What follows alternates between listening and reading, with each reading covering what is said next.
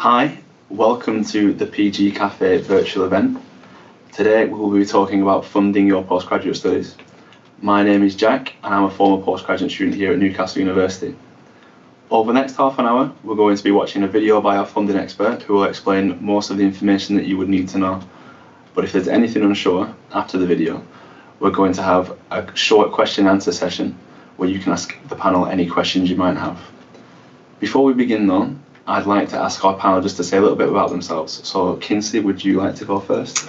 Hi, my name is Kinsey. I am from the United States. At Colorado State University, I studied interior design and global environmental sustainability. And here now at Newcastle University, I'm studying international marketing in the business college. And Sophia? My name is Sophia. I'm from Germany and I studied tourism management in my undergraduate studies, and now I'm studying global human resource management at the Business School of Newcastle University. Thanks for that, everyone. So as I mentioned before, we're going to watch a video. Before I do that, I just want to explain how you can ask us any questions during our Q&A. If you're watching on our PG Cafe site, there's a comment section below the video at the bottom of the page. Bear in mind you'll need to log into that before you can ask us any questions. If you're watching on YouTube, you can use the comment section below the video to ask us any questions. So with all that over with, it's now time to watch our video. It will be approximately 10 minutes long, and when it's over, we'll come back on the screen and we'll answer any of the questions you might have. Hello, my name is Helen and I'm going to be talking about funding at master's level. I work in the University Postgraduate Marketing team. I'm responsible for promotion of funding opportunities at the university. So in my presentation today, I'm going to be covering tuition fees, living expenses, that's really important to think about budgeting, funding to went to apply, what to look out for, and different types of funding sources that are available in the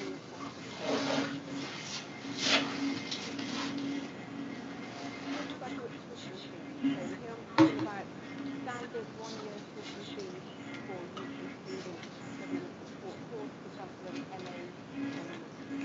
So these fees are likely to be very different to an undergraduate fee. I've given two examples below of a typical fee, so I say typical because fees will vary by programme. If you have a look on our website, we list the fees for each programme. But as you can see, fees range from about 7,200 in arts, humanities, sciences, up to about 10,200 for courses in science, agriculture and engineering.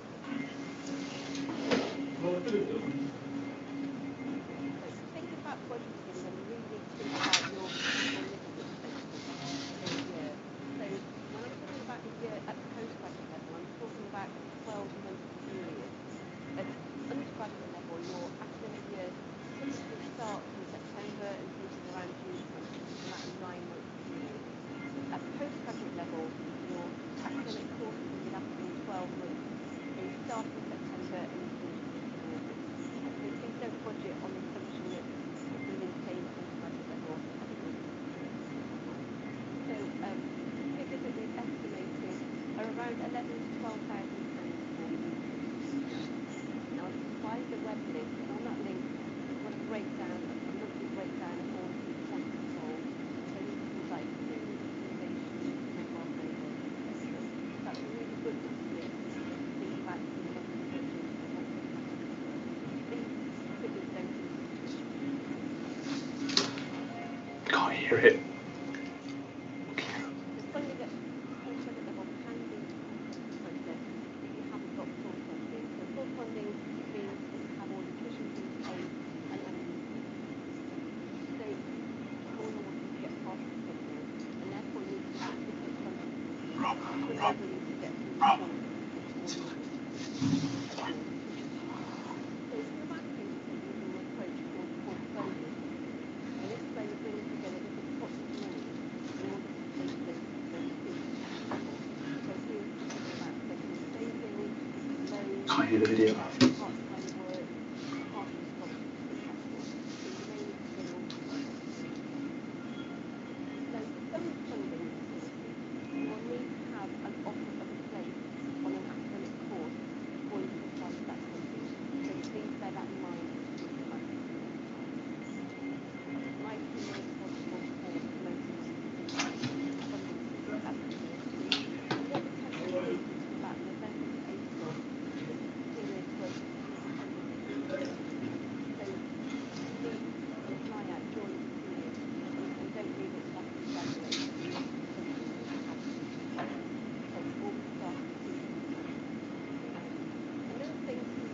bear in mind is that it might be useful to talk through the respective academic support, so you might know what types of funding schemes you need.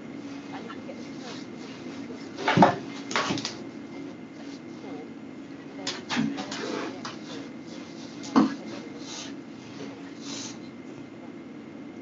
And I put the funding website there that lists a number of funding schemes that you can use websites to I want to talk about the funding pathway. The slide you've got here mainly refers to the funding mechanism. I have got a web address at the bottom of the slide, and that links to all the schemes that you've got learning in online and higher, so more information can be found there. At the moment, there's a 2017 entry showing loan maximum amount is 10,280. We're still waiting for the government to confirm the figures for 2023, so that's what we're looking at. So if you think about how much your living expenses are going to be and your tuition fees, then that 10,280 is only going to be a contribution towards your living expenses and tuition fees. So you will need to find extra funding in order to cover all of these costs. So just bear that in mind. The massive loan scheme, as I mentioned, covers massive schemes. It doesn't cover PhD, for example, or diplomas or certificate programs. And it does cover a range of support courses and research schemes. So things like MAs, MScs, MLIs, MSCs, and all sorts of schemes. If you switch funding, then you have to be earning over £21,000 before you start paying back the loan, and that's when the loan amount is 6% of your assets. The loan is given out in 3 instalments. You can find a lot more information about that loan on the website that we provide for funding. So some of the other funding sources for UK institutions include school funding or university funding or faculty funding. So these funding schemes are likely to be partial, so they won't cover all of your fees, but they will help contribute to funding your studies. We have a number of schemes coming through at the moment at the university, but they are not yet advertised, but the website I've given below will promote these schemes as soon as they're available.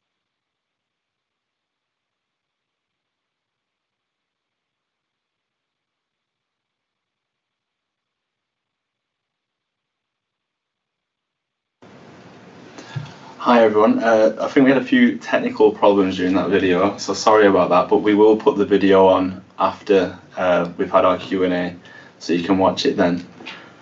We have had a few questions in though, so we'll start with those.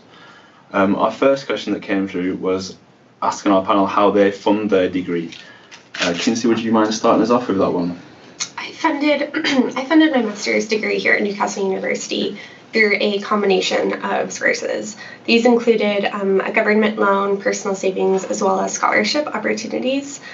About 50% of my Newcastle University tuition is paid through scholarships provided by Newcastle University. These include the Santander International Scholarship of £5,000, as well as the Business Excellence Scholarship coming from the Business College, also for £5,000. Additionally, personal savings contributed to how I'm funding my tuition as well as living costs. And then I also applied for a government loan to cover the rest of it through FAFSA, a US loan. Sorry, to carry on there, Houston. So it was a combination of these things between the loan, scholarship options, and personal savings. Okay, you mentioned a lot about some of the funding you received. Where did you go to find out about that funding information? So if you go to the Newcastle University website and click on Guide to Funding and then navigate towards the funding database, lots of different opportunities for specific scholarships will come up.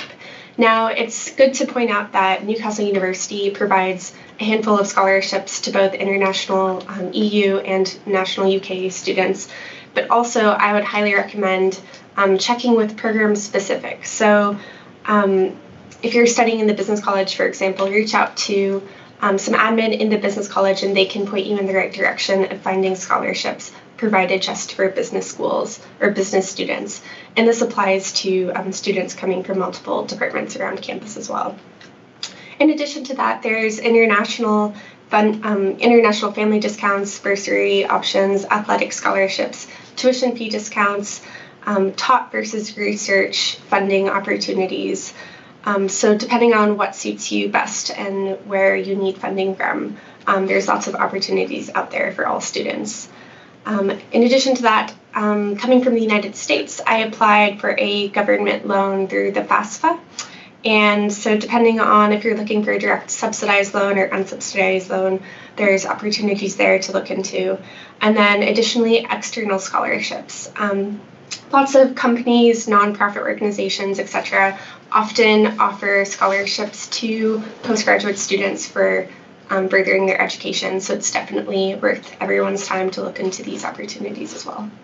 Fantastic. And Sophia, you were a self-funding student, aren't you? Yes, but did you receive any funding information from the university, or did you look anywhere else for something? I did actually receive lots of information. Once you apply and you have your conditional offer, you will get a bunch of links via email. Also, I looked on the website, and if you want to, you can always send an email to the nice people of the university, and they will be able to help you with more specific questions that you might have. Fantastic, thanks for that. So now you both have part-time jobs. Would you say it was easy to find that part-time job during your studies? It was pretty easy, yes. And also plenty of my friends from my course have part-time jobs. There are different sources where you can find something. For example, Newcastle University has a student-exclusive tool online, which is called Vacancies Online, and that they advertise all kinds of roles, from part-time jobs during your studies to graduate schemes to placement years or internships. You can also just go looking around town, asking around. Cafes and restaurants are usually looking for stuff. You might also want to think about doing an internship if you have the time. Those are usually for 4 to 6 weeks. They're paid pretty well, and they provide you with experience that is more study specific for what you might want to do. Touching off of that, if you go onto the website and click on Vacancies Online, specifically jobs for students, and then navigate towards jobs on campus, lots of different job opportunities for students will come up in a variety of different industries or fields, depending on if you want a cleaning job or more of an administrative position, catering, hospitality, event management, student marketing positions, customer service. There's so many opportunities out there. So depending on what skills you want to develop, there's lots to look into. Fantastic, thanks for that. And another question that we just had is, were there any expenses you incurred that you weren't prepared for, and do you both have any money saving tips? Kinsey, would you like to start as well? Transportation costs is one thing that I wasn't exactly aware of upfront before I came to Newcastle. However, traveling by train from city to city can be very cost effective. Most all students purchase the student rail card. This is £30 upfront, but then from that point forward, on all train ticket purchases, you save 30%. So within one trip to London and back, you've already paid for the discount ticket. Yeah, for me it was my energy bill, because I rent a flat myself, and the energy bill was higher than I anticipated. Also, you need to do a bit of research before you start to study, because there are a few upfront costs that can be quite high. For example, if you have to travel around Newcastle and you need a bus ticket or a metro ticket, it can be about £300 to £400, which is a one-off cost. To save money, try to use your student discounts as much as possible for bus, for metro, also for shopping everywhere, or if you want to go out, use your student card to get a discount. If you can, try to move a bit outside of the center if you don't mind not living in student accommodation, because if you move to the suburbs, rent can be considerably cheaper. Also, if you can, try to pay your tuition fees up front, which will save you about 2% for the early payment discount. And also, this is more course specific, but usually you don't need to buy your books new. You can try to buy used books. And also Newcastle University has a fantastically stocked library where you can usually find all the books that you need. And something more simple, try to shop smart and to bring your own lunches to school whenever you can. Okay, brilliant. Do you have anything else to add, Kinsey? Adding on to that, visa application fees were one area of expenses that I incurred that I wasn't expecting up front. So take a look at the visa application fee costs as well as the society fees. So there's so many different types of societies that Newcastle offers on campus for students. They're not very expensive, it's easy to get involved, and it's a great opportunity to have fun and meet people. They're typically only £5 per society for the whole year, so it's very affordable and a great way to get more involved. Brilliant, thanks for that, guys. Another question we have is, what is your typical monthly expenditure? Sophia, would you like to start us off? Since I rent myself, I have costs from about £600 to £700 each month, which includes rent, bills, transportation and food, and like little things that might come up every month. Kinsey?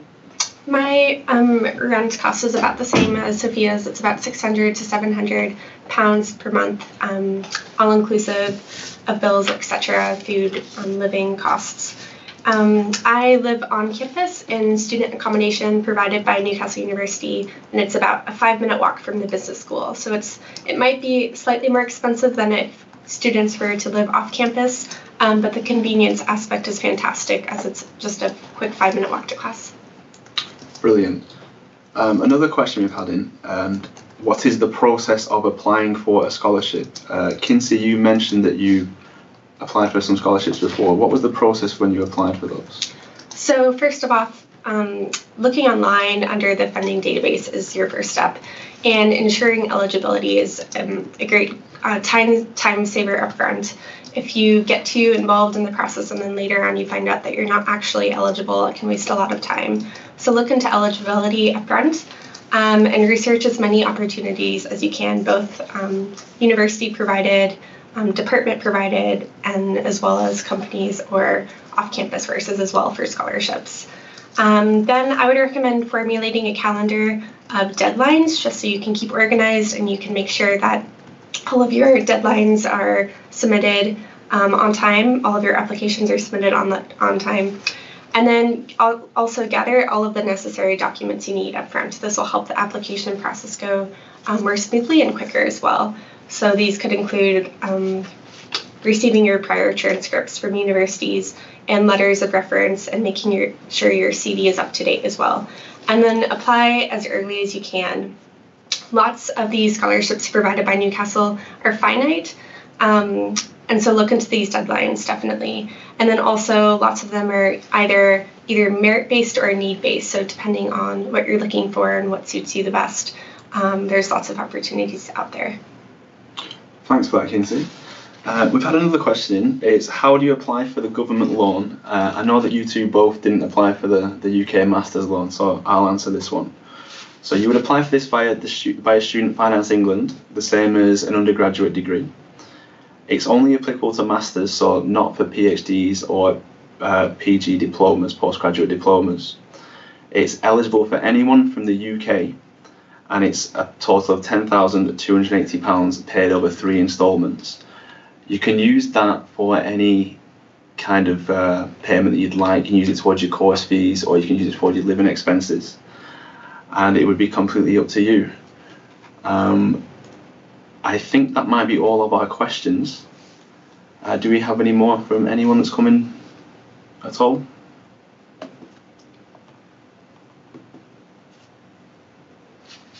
No? Well, in that case, I think that would be all our questions. This video will be going out on the PG Cafe site after this video is finished.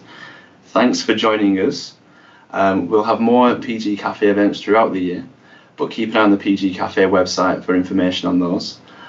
We just have enough time just to say goodbye from our panel, so I hope you can join us for more online events. Would you two like to say goodbye? Thanks so much for joining, and if you have any more questions, feel free to reach out. Thank you very much for watching the video and for asking your questions. And if you have any more questions, just contact the nice people of the university.